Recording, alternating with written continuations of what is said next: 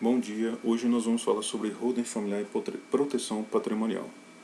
A gente não vai esmiuçar esse assunto ao ponto de tratar todas as questões, nem de tirar todas as dúvidas, mas é só para demonstrar um pouco aqui as vantagens deste processo, como que a gente pode utilizar isso aí para fazer a gestão do nosso patrimônio e alcançar as vidas, que é o que a gente se propõe a fazer. Alcançar vidas, né? Tocar vidas. E a gente tem que lembrar que nós vamos prestar contas ao Senhor. A palavra de Deus diz que um recebeu 5 talentos, outro recebeu 2 talentos e outro recebeu 1 talento. E depois o Senhor veio prestar contas com cada um dos seus servos. O que recebeu 5 talentos, ele devolveu mais 5 talentos. O que recebeu 2 talentos, ele multiplicou mais 2 talentos. E o que recebeu 1 talento, ele se escondeu. Ele pegou aquele tesouro e escondeu. E não fez absolutamente nada. Então é necessário que a gente tenha conhecimento. Porque neste momento em que nós estamos prestes a receber as bênçãos, é um momento de muito temor. Muitas pessoas vão ter medo neste momento. Porque elas não sabem o que fazer. Não tem uma direção correta do que fazer. E os assuntos, apesar da gente ter ouvido diversas lâminas, diversas pessoas tratando sobre isso daí, ainda não ficou claro para as pessoas. Elas não entendem na sua plenitude quais são as vantagens, quais são as desvantagens de você ter uma holding familiar, por exemplo, para poder fazer a gestão do seu patrimônio. Mas é necessário que as pessoas comecem a se aprofundar, comecem a ter um conhecimento mais aprofundado nessas questões, para que possam tomar as decisões assertivas e fazer com que esse recurso ele consiga abençoar muitas pessoas. Então, a holding familiar é baseada na Lei 6.404, de 15 de dezembro de 76. No seu artigo 243, parágrafo 2º, diz o seguinte, que as deliberações são preponderantes de quem é o gestor. Tudo que vai acontecer dentro da empresa, você que vai determinar. Não quer dizer que você tem que estar à frente deste processo. Quer dizer o seguinte, que eu vou escrever diretrizes, documentos, normas que as pessoas têm que seguir. Baseado nisso, quando tem tudo documentado, tudo escrito, é o que acontece numa franquia, por exemplo, né? Franquia tem tudo documentado, tudo escrito, como deve ser feito cada ponto, cada coisa. E aí as pessoas seguem aquilo lá.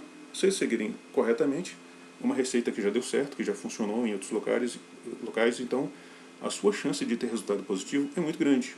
Da mesma forma, dentro de uma holding familiar, você pode fazer isso daí. Documentar tudo. Tudo que será feito, você que vai determinar, você que vai dar as diretrizes. Lógico que, se você é uma pessoa que não tem o conhecimento necessário para que isso aconteça, você tem que chamar um especialista, um gestor, um cara que sabe fazer a gestão de patrimônio, sabe fazer a gestão empresarial, para que ele possa te auxiliar. Chamar um contador para que ele possa te auxiliar, um advogado especialista para que ele possa te ajudar. E com essas pessoas você consegue fazer bons documentos, boas normas, para que a sua empresa atinja excelentes resultados e a gente consiga fazer esse trabalho de forma excepcional. Você também vai deliberar quem que são as pessoas que vão administrar a sua empresa. Você que vai determinar, através de critérios técnicos, através de um bom recrutamento e uma boa seleção, você vai determinar quem são as empresas que vão administrar o seu negócio. Isso é muito importante, porque não adianta eu tentar colocar dentro da minha empresa um parente, uma pessoa que não tem conhecimento, que não tem capacidade de administrar uma empresa, porque senão vai ter problema. É necessário que essa pessoa tenha treinamento, que ela tenha um prévio conhecimento, que ela comece, será que eu quero colocar uma pessoa, um parente na minha empresa. Maravilha, não coloque ele na gestão da empresa, coloque ele como funcionário, como colaborador. À medida que ele for desenvolvendo, que ele for crescendo, você vai aumentando as funções dele até ele se tornar gerente. Até que ele demonstre a capacidade de ser um gerente da sua empresa, um administrador da sua empresa. Então é necessário que a gente tenha esse cuidado para que nós não tenhamos problemas. Uma, então, grande vantagem da holding familiar é a questão da sucessão. uma holding familiar é aplicada principalmente quando a gente tem bens de alto padrão, de alto valor, ou várias empresas, que vai ser os nossos casos, porque a gente, para fazer a gestão desses recursos, nós teremos que ter muitas empresas. Daqui a pouco eu vou mostrar para vocês algumas possibilidades. Então é necessário que a gente faça um bom planejamento e uma boa administração desses bens. Então a holding familiar vai nos ajudar muito nisso daí. Quando a gente trata de holding familiar, o outro aspecto que a gente tem que a gente visualiza é justamente o inventário. O inventário, a gente conhece casos de pessoas que têm 10 anos, 15 anos, que estão aí tentando resolver uma situação e não conseguem resolver. Porque é complexo, porque envolve muitas pessoas, e essas pessoas muitas vezes não entram em acordo, e aí esse processo acaba enrolando. As pessoas que têm direito a receber aquele patrimônio, aquele bem que poderia ajudá-los a desenvolver um projeto, a desenvolver a sua vida, né? E até mesmo destravar a sua vida, porque muitas vezes o inventário trava a vida das pessoas na medida em que essas pessoas ficam presas àquela situação. Eles não conseguem desenvolver, não conseguem progredir na vida, e aquilo acaba se tornando uma armadilha. Então a holding familiar, ela serve para destravar isso daí, porque a holding familiar é um processo que, quando está tudo documentado, tudo escrito, ele demora no máximo 30 dias para acontecer. Então a sucessão dentro de a holding familiar demora no máximo 30 dias, porque ela já está previamente documentada. Tudo aquilo que tem que ser feito, tudo aquilo que precisa ser executado está previamente escrito. Então o planejamento sucessório é um dos fundamentos mais importantes de uma holding familiar. Outras vantagens da holding familiar é o seguinte: critérios de informações sobre bens e empresas. Você vai documentar tudo o que vai acontecer na sua empresa. Você vai descrever atividades, normas e diretrizes que a sua empresa tem que seguir. Então, os critérios você vai determinar, você vai previamente estabelecer. Estabelecimento de critérios para ocupação de cargos de liderança por herdeiros. Muito importante esse critério aqui. Você precisa descrever como que seus filhos, como que seus netos vão atuar dentro dessas empresas. Qual que vai ser a participação dele? Como é que ele vai conseguir atingir cargos de alta patente dentro da sua empresa? É muito importante a gente pensar no treinamento dessas pessoas, na capacitação dessas pessoas. Não adianta eu querer colocar uma pessoa sem conhecimento para administrar a empresa, porque vai dar ruim, vai dar problema. Então é necessário que a gente treine essas pessoas. Os critérios que a gente tem que ter de desenvolvimento, cursos de capacitação, faculdades, enfim, é necessário que essas pessoas elas se comprometam com esse projeto, né, primeiramente, e segundo, que elas se desenvolvam, se capacitem para fazer isso daí. Não adianta a gente querer fazer empiricamente, porque isso vai dar ruim. Estabelecimento de critérios para a administração dos bens da família. Você vai determinar como é que os bens serão administrados. Qual percentual de cada um vai ficar a seu critério. Você que vai determinar, junto com o seu advogado, junto com o seu contador, você vai determinar como que isso vai ser feito. E outro ponto aqui, saída de familiares em caso de desavença. Pode ser raro, mas pode acontecer, né? Então vai ter os critérios lá para a saída dessas pessoas, se eles desejarem. Um outro ponto muito importante é a questão da tributação. Isso daqui eu estou falando de forma legal. Cumprindo a legislação vigente no nosso país, existem formas legais de você pagar menos tributos, menos impostos, né? E isto é vantajoso. A gente recebeu uma quantia absurda, vamos pagar menos tributos, menos impostos. Olha, quanto mais a gente economiza com tributos, com impostos, mais a gente pode abençoar vidas, abençoar pessoas. E nessa máquina que gira, o governo vai acabar recebendo de novo esse recurso. Porque se eu economizo aqui 20% em média, 10% que seja, em tributos, eu aplico isso aí em abençoar vidas através de cestas básicas, através de cursos de capacitação, através de escolas, né, para crianças, para adolescentes. Isso vai acabar chegando de volta para o governo. Só que vai fazer com que a máquina gire, com que mais pessoas sejam abençoadas. Eu não estarei entregando diretamente ao governo, mas entregaria através de terceiros, de outras pessoas. Então, acaba que a máquina faz com que a máquina gire mais. Então, dentro da curva de Laffer, que eu vou demonstrar no último slide aqui, quanto menos tributo a gente paga, mais o Estado arrecada. É incrível. Isso é muito interessante. Porque isto foi aplicado pelo presidente Bolsonaro. Ele diminuiu o ICMS, diminuiu tributos, alguns inclusive com isenção. E, incrivelmente, o Estado arrecadou mais. Houve recorde de arrecadação. Então, o presidente Bolsonaro tinha estudado esse assunto, ele testou na prática para saber se funcionava, e funcionou. Porque mesmo com diversos itens com tributação mais baixa, com ICMS mais baixo, com tributos mais baixos, houve recorde de arrecadação no país. Então, isso funciona.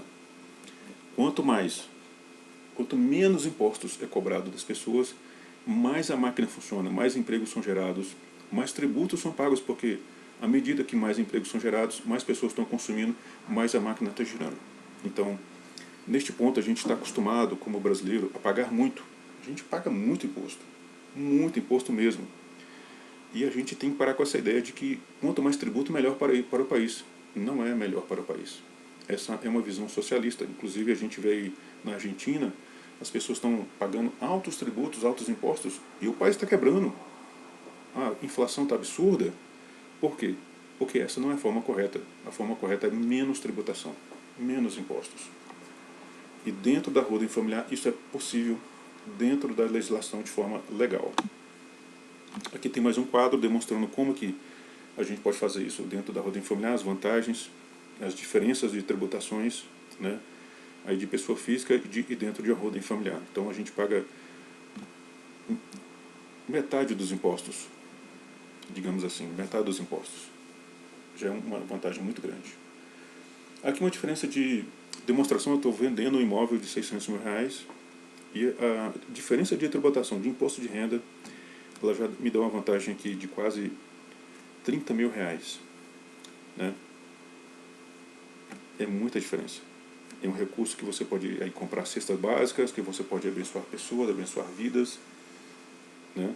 E esse recurso vai acabar chegando de volta para o governo, porque se eu compro cesta básica, se eu faço o curso de capacitação, eu tenho que contratar professor, eu tenho que alugar imóveis, enfim, eu vou acabar usando esse recurso de uma forma que ajude outras pessoas, e esse recurso, esse imposto que eu estou economizando aqui, eu estou abençoando mais vidas. Esta é a visão, economizar impostos para abençoar mais vidas. Aqui eu tenho uma demonstração de uma venda de um imóvel de R$1 milhão. Dentro de um inventário, eu tenho que pegar este imóvel, eu tenho que fazer uma avaliação de mercado, porque geralmente tem envolvidas de 2 a 3 pessoas, né, ou mais, é o de praxe para a maioria das pessoas, é isso. Dentro de um inventário você tem uma discussão e que envolve muitas pessoas.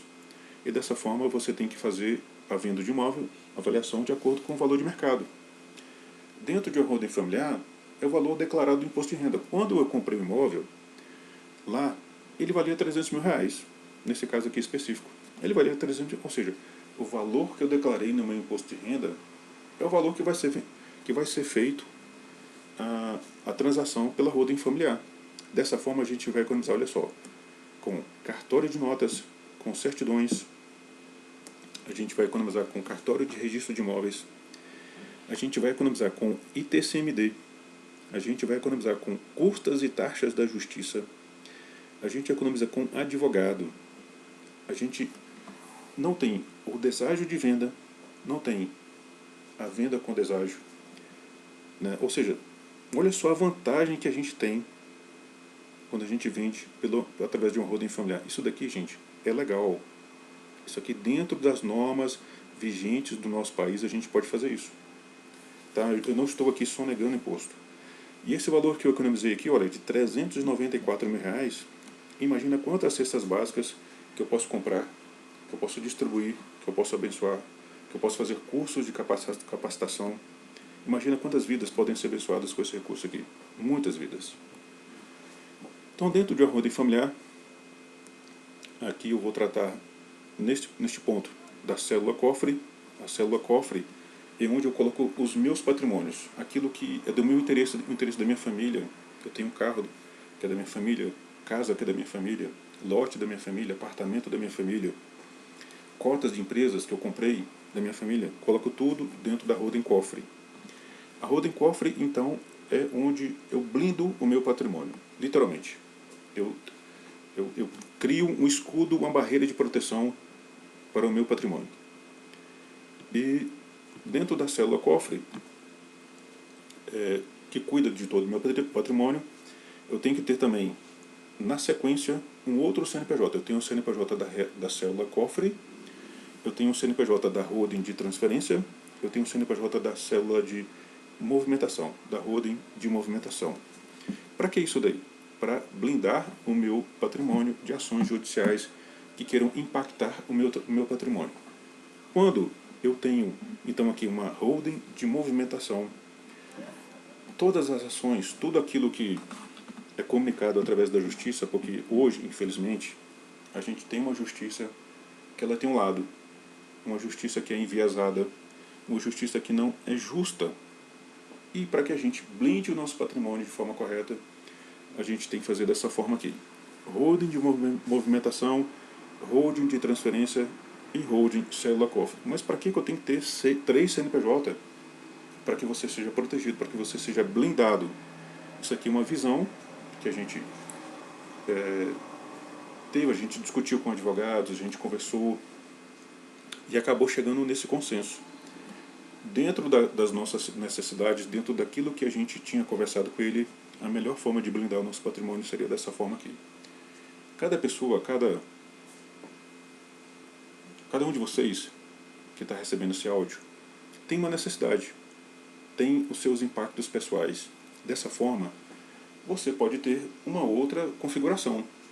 O seu advogado vai estudar junto com o seu contador e vocês podem chegar no outro consenso que seja mais interessante. Para nós, que nós já analisamos, tivemos algumas reuniões, para nós a melhor forma é essa daqui. E a forma que vai blindar o nosso patrimônio de ação da justiça, ação de terceiros. Tá bom?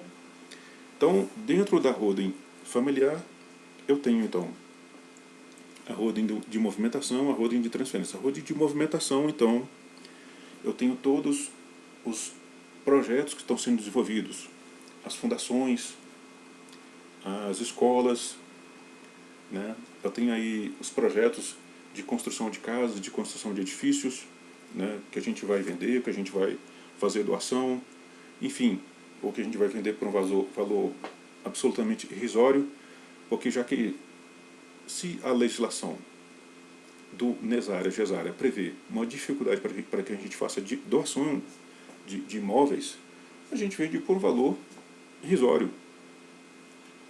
Se eu tenho um imóvel de 200 mil reais, eu quero vender ele por 20 mil reais, qual que é o problema? Não tem nenhum problema nisso. Aí cada um vai fazer a sua avaliação e você consegue ajudar as pessoas a atingir o objetivo do projeto, né?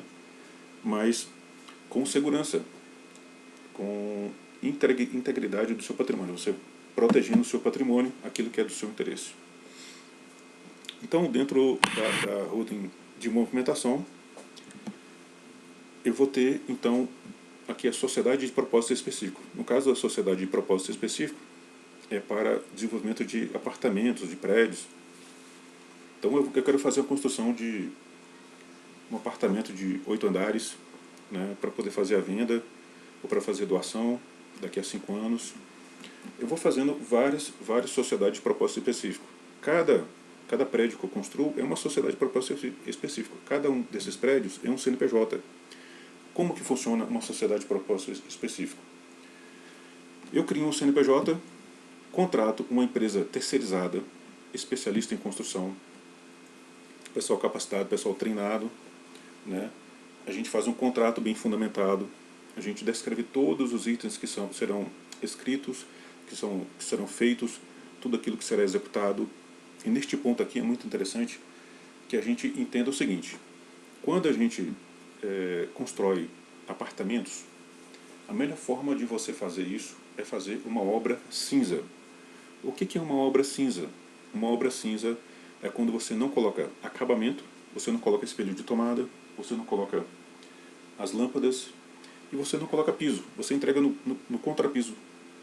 A pessoa chega, coloca o piso que ele deseja, coloca a lâmpada que ele deseja, coloca os pontos de tomada, os pontos de iluminação que ele deseja, e coloca o chuveiro que ele deseja lá. Por que isso? Por que eu tenho que fazer dessa forma? E a pintura também, a pintura, eu só entrego no branco. A parede branquinha a pessoa pode fazer, então, um acabamento com que ele desejar no futuro. Por que eu faço dessa forma a obra cinza? Para me proteger. As maiores ações, a maior parte das ações na justiça de pessoas contra as construtoras é por causa de acabamento. Porque o que fica visível para as pessoas é o acabamento. Então, se a pessoa fez o acabamento do seu piso, da pintura, colocou a lâmpada que ele desejou, já é responsabilidade dele, não é mais minha responsabilidade. Eu posso ser responsabilizado por critérios construtivos, porque a parede está rachando, porque está dando infiltração. Isso é responsabilidade minha. E isso é muito mais simples de resolver do que a questão de acabamento. Então, eu não estou querendo aqui me isentar de responsabilidade. Pelo contrário, eu estou querendo trazer menos problema para a minha empresa. Menos dores de cabeça. Menos ações judiciais. Fazendo dessa forma, as partes comuns, os elevadores, as partes de playground, os acessos das pessoas, todas as partes comuns, eu vou entregar com acabamento impecável. Acabamento de primeira linha. Mas dentro do apartamento a pessoa tem a total liberdade de fazer de acordo com seus interesses, com a sua vontade. Isso vai ficar muito mais simples, você consegue baratear o custo da sua obra, entregar uma obra mais barata, ok? Ou seja, o custo operacional disso é muito mais barato, você consegue vender estes imóveis mais baratos para as pessoas, ou fazer, no caso de doação, se torna ainda muito mais simples, porque se eu não estou entregando um imóvel acabado, é menos custos de operação. E eu consigo também ajudar as pessoas na medida em que elas conseguem fazer da forma como elas querem. Se eu coloco, por exemplo, um piso em um imóvel e essa pessoa depois tem que, ela não gostou daquele piso, vai ter que quebrar isso daí, vai ter que arrancar tudo. Para que você faça uma quebra de piso em um apartamento, você tem que contratar um engenheiro, você tem que contratar um arquiteto, já é um custo a mais para que essa pessoa vai ter que ter. Então você acaba economizando muito para essa pessoa. E se a pessoa quiser que você forneça piso, forneça as tomadas, você pode fornecer, não tem problema. Você pode ir lá na loja, não, eu não estou te entregando aqui o piso, não estou te entregando as tomadas, os pontos, nem as lâmpadas, mas você pode ir ali na loja aqui, Campeão da Construção, aqui em Brasília. Você vai na Campeão da Construção, você tem aqui um crédito de R$ 10.000, você vai lá, compra o que você quiser e faz a instalação. A partir desse momento, a responsabilidade é dele, não é mais sua. Você só deu um crédito para que essa pessoa consiga lá fazer a execução disso daí. Então tem várias formas de você evitar dor de cabeça, né? Trazendo menos responsabilidade para si, porque serão muitos problemas, muitas dores de cabeça para resolver. Então, quanto menos problema você tiver para resolver, mais simples, mais fácil de fazer a gestão disso daí. Então, a sociedade de propósito específico, ela tem esse condão de fazer a gestão das nossas obras, principalmente as obras de construção.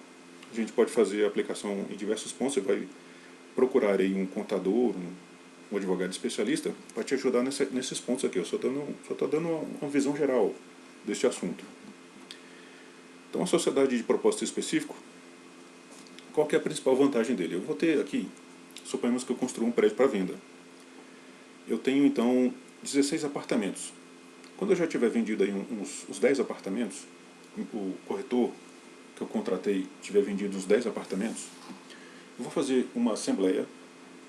Olha só, este é o único momento que você vai ter que se reunir com os proprietários deste imóvel e você vai ter que ter contato com essas pessoas. O único momento. Você vai reunir com essas pessoas, com essas 10 pessoas, eles vão, você vai explanar para eles o seguinte ponto: aqui está o contrato prevê estes pontos aqui, este tipo de acabamento na parte comum, este tipo de acabamento na parte interna, o partilhamento dessa forma, e essas são as nossas responsabilidades. Então, vocês vão se reunir agora, vocês vão deliberar entre si, vão fazer uma equipe de gestão da obra, de fiscalização da obra, e vão documentar para mim. Vão dizer, olha, fulano, beltrano, são as pessoas responsáveis de fazer a fiscalização de obra. Essas pessoas, elas serão treinadas, capacitadas, farão um curso de risco, né? Um curso para poder entrar nas obras, para poder ter a máxima segurança possível. E este será o momento que você terá contato com as pessoas. A partir deste momento, você deixa essas pessoas na sala, eles vão tomar as suas definições, os seus posicionamentos, e depois você vai receber somente o documento. Ou seja, é o único momento que você tem que ter contato com essas pessoas. Outros tipos de empresa, a gente tem cooperativa, a gente tem, por exemplo, a incorporadora. A incorporadora, inclusive, é uma forma que menos recomendada, porque você tem uma extrema responsabilidade. A incorporadora, ela vai literalmente sugar a sua vida, porque você tem que se dedicar a ela 24 horas por dia, 7 dias por semana, 365 dias para que isso funcione.